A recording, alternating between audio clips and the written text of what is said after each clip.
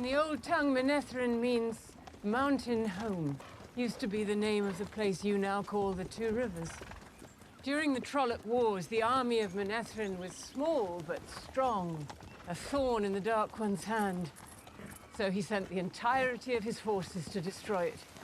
But when this massive host arrived, the women and men of the mountain home stood before it, the shallowest bend of the river at their backs, ready to fight. Their king, Aemon, like in the song, had sent messages to the neighbors they'd fought for in the past, and they were promised aid if they could hold for 3 days. And somehow they did. Against that monstrous host they held for an hour, then a second, then a third.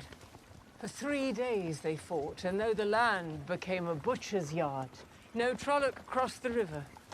But on the third night, no help had come, so they fought on alone.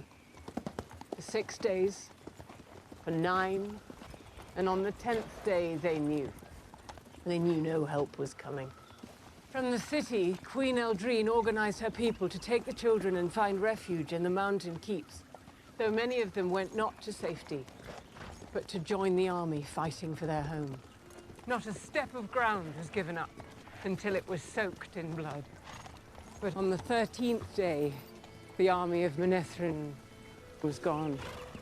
Queen Eldrine felt her husband die. Driven by grief, she reached out and she hurled the one power at the Trolloc army. A hurricane of fire washed across the land.